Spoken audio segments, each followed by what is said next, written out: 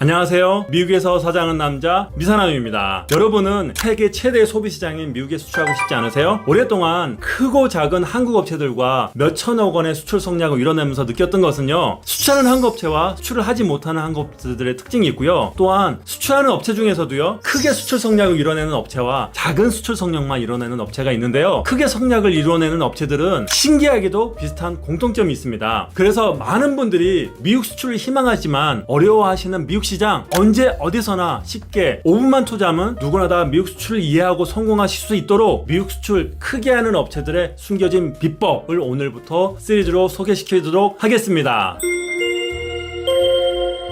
선투자, 후조치, 투자를 두려워하지 않는다. 급변하는 세계에서 가장 큰 리스크는 어떠한 리스크도 감수하지 않는 것. 대부분의 업체들은요, 비즈니스 협의 초기 단계에서 초도 물량, 가격, 대금 지불 조건, 선적 조건 등에 대해서 하나하나 면밀하게 분석하고 최대한 유리한 조건으로 가져가려고 노력을 많이 하죠. 이러한 조율에 있어서 약간의 어려움이 있거나 회사가 생각하는 조건과 조금 다르게 논의가 되면 대부분의 회사들은 이 부분에 대해서 조건을 걸거나 비즈니스를 주저하게 마련인데요. 그렇지만 미국의 수출을 많이 하고 있는 한국 업체들의 가장 큰 공통점은요, 장기적인 기회가 있고 투자 가치가 있다고 판단되면 작은 기회라도 과감하게 밀어붙여서 투자를 진행하고 바이어와 고객사 마음을 사로잡는 것입니다. 즉, 수출을 잘하는 업체의 공통점은요, 수출 조건에 집중해서 조율하기보다는요, 급변하는 세계에서 가장 큰 리스크는 어떠한 리스크도 감수하지 않는 것이라고 생각하고 좀 더 거시적인 관점에서 비즈니스의 본질을 보고 문제 해결, 즉 솔루션에 초점을 맞추어 기회를 만들어 갑니다. 예를 들면요, 비즈니스를 위해서 초기 제품 제작이 필요한 금형 또는 시제품 샘플에 선투자를 한다든지요, 고객사 즉 바이어가 이슈가 되고 있는 제품을 우선 분량이 없는 정상품으로 말끔히 만들어서 해결해 줌으로써 바이어와 신뢰 구축을 해 나가면서 비즈니스 협의를 이어갑니다. 이러한 부분은요, 투자가 필요하고 약간의 리스크가 있지만 이것을 계기로 더 큰 비즈니스를 이어갈 수 있었던 것 같습니다. 사실 신뢰를 쌓아가는 것은 오랜 시간이 필요하잖아요. 친구도 오래 만나지 않았지만 편하고 신뢰가 가는 친구가 있듯이 비즈니스에서도요, 이런 계기를 통해서 신뢰를 쌓고 좀 더 좋은 기회를 만들어갈 수 있습니다. 실제로 제가 경험한 그동안 수출 성장을 크게 이루었던 기업의 대부분이 그러했습니다. 페이스북의 창업자 그리고 CEO인 마크 주커버그의 경우에도요, 눈앞에 보이는 수익보다는요, 비즈니스가 목표로 하고 있는 것에 대한 문제 해결 및 솔루션에 초점을 맞추고 발전해 나가는 것을 강조하였고요. 또한 모든 것이 급변하는 시대에서 위험을 피해가는 전략은 반드시 실패한다 라고 말을 하고 리스크를 감수하지 않는 것이 가장 큰 리스크라고 이야기를 하였습니다. 우리나라의 경우에도 60, 70년대 산업 여군으로 불리는 1세대 기업인들, 현대 정주영 회장님 그리고 삼성의 이병철 회장님 스타일이겠지요. 특히 정주영 회장님은요, 500원짜리에 새겨진 거북선으로 차관을 받아낸 일화도 있고요. 물이 절대적으로 부족한 무더운 중동 사막에서 모든 사람들이 불가능하다고 이야기할 때 리스크를 감수하고 공사를 성공적으로 진행했던 일화, 그리고 해보긴 해봤어 와 같이 과감하게 돌격형으로 리스크를 기회로 생각하고 밀어붙여서 이루었던 일화가 유명하죠. 이와 같이 크게 수출을 성공하는 기업들은요, 가격 하나하나 조건에 일희일비하지 않고 과감하게 목표 달성을 위해서 리스크를 감수하고 솔루션을 제공하고 돌진하는 기업들이 현재 크게 수출을 하고 있습니다.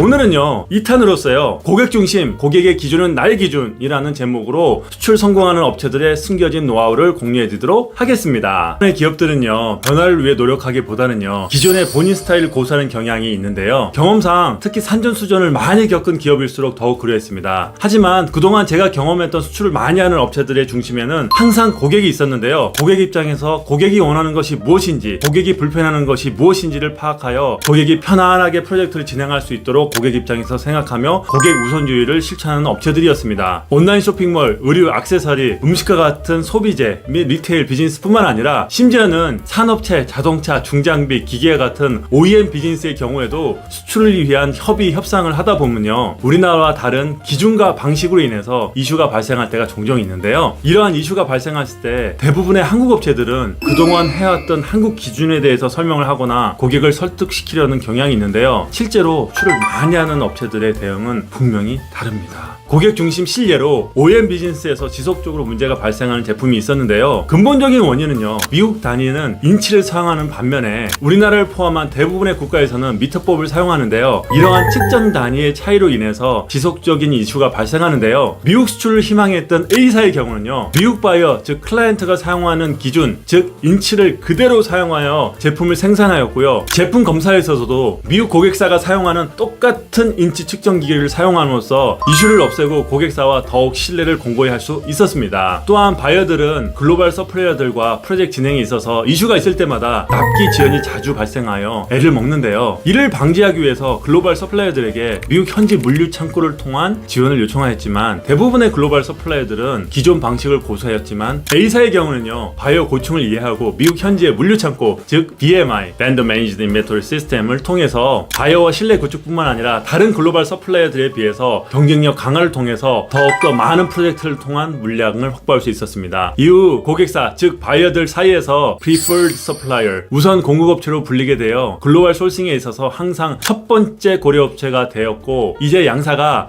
Strategic Partner 즉 전략적인 관계로 발전하여 꾸준히 수출 물량을 늘려가고 있습니다. 이렇게 기존 방식을 고수하지 않고 받아들일 줄 아는 것도 경쟁력이고 실력입니다. 여러분 모두 온라인 유통 거인이라고 불리는 아마존 잘 알고 계실 겁니다. 아마존에서는요, 단순히 고객 중심에서 한 걸음 더 나아가서 Customer Obsession 이라고 불릴 정도로 회사의 모든 결정을 고객 위주로 결정하고요, 실행하는데요. Start with customer and work backward 즉 고객에서 시작하라, 나머지는 그 다음이다 라는 고객 중심의 원칙을 철저하게 실천하고 있습니다. 이에 대한 제프 베조스 회장의 경영 철학은 Economic Club of Washington 세미나에서도 잘 언급되었는데요. 관련 영상 잠깐 보시겠습니다. But the number one thing that has made us successful by far is obsessive compulsive focus on the customer as opposed to obsession over the competitor.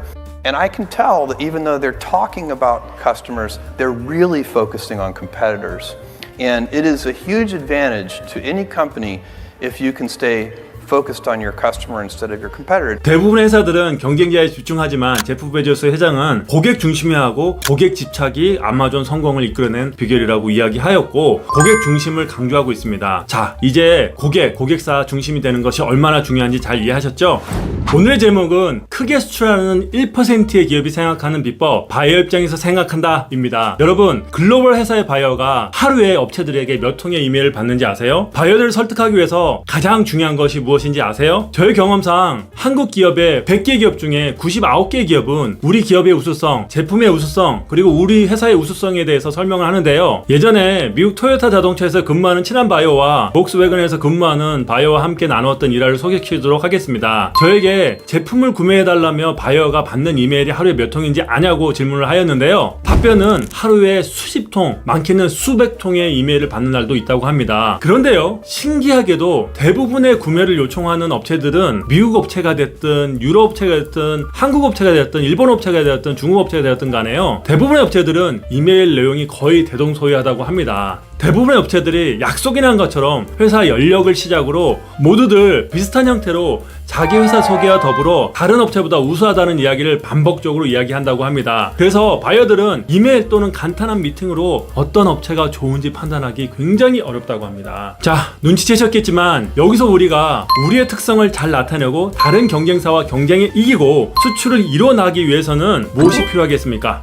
네, 디퍼런시에이트 즉 차별화 전략이 필요합니다. 그럼 차별 전략에는 여러 가지가 있겠지만요, 수출을 많이 하는 1% 업체가 수출을 위해서 가장 중요하게 생각하는 차별화 전략은 무엇일까요? 정답은 여러분들이 바이어를 만났을 때 여러분의 회사의 우수성에 대해서 설명하기보다는요, 바이어가 궁금해하고 관심 있어 하는 부분, 필요한 부분, 즉 간지러운 부분을 긁어주는 것이 중요합니다. 그동안 99%의 대부분의 여러분들은 바이어가 구매해 주기를 희망하면서도 바이어의 포커스를 맞추지 않고 자신의 포커스를 맞추고 있었습니다. 또한 일반적으로 대부분의 바이어가 가격에 집중한다고 생각하시는 분이 많은데요, 어떤 프로젝트는 가격보다 품질이 더 중요하고요, 또 어떤 프로젝트는요 가격이 더 중요하고요, 어떤 프로젝트는 리타임이 가장 중요하고요, 어떤 프로젝트는 제품의 개발과 같은 R&D 지원이 가장 중요할 때가 있습니다. 이렇게 우리가 원하는 What I want를 전달하기보다는 What buyers want, wants. 즉 바이어가 정확히 원하는 부분에 대해서 이야기를 해줘야 수출 성략을 이룰 수 있습니다. 이렇게 바이어 입장에서 바이어가 정확히 원하는 부분을 전달해 주면은요, 바이어도 예전처럼 더 이상 여러분의 연락을 외면하거나 또는 다음 프로젝트가 생기면 연락해 주겠다는 식으로 여러분들을 대하지는 않습니다. 또한 여러분들께서 이렇게 다른 업체들과 차별 전략을 통해서 바이어가 원하는 것을 전달해 주는 순간부터 굳이 여러분들이 지속적으로 바이어를 연락하지 않아도요, 바이어는 필요에 의해서 여러분들을 찾게 돼 있습니다. 그동안 그렇게 연락이 되지 않았던 바이어가 언제 그랬냐 태도가 180도 확 바뀌어서 협의를 진행할 것입니다. 여러분, 다음에 바이어를 만났을 때 꼭 명심하세요. 수출 성략 달성을 위해서는요, 바이어의 간지런 부분을 긁어주는 것이 중요합니다. 명심하세요. 1%의 수출을 많이 하는 업체들이 생각하는 방식, What I want가 아니라 What buyers want입니다. 이것이 바로 우리의 우수성을 바이어에게 전달하는 방법입니다. 성공하고 싶으면 성공한 사람의 습관을 그대로 따라하면 된다고 합니다. 여러분들도요, 수출 성략을 위해서 그동안 제가 수출 비법으로 소개시켜드렸던 1, 2, 3편 영상 꼭 잘 기억하시고 되돌려 보시고 활용하셔서 꼭 큰 수출 성략 이루시길 진심으로 기원하겠습니다. You can do it. Have a great day.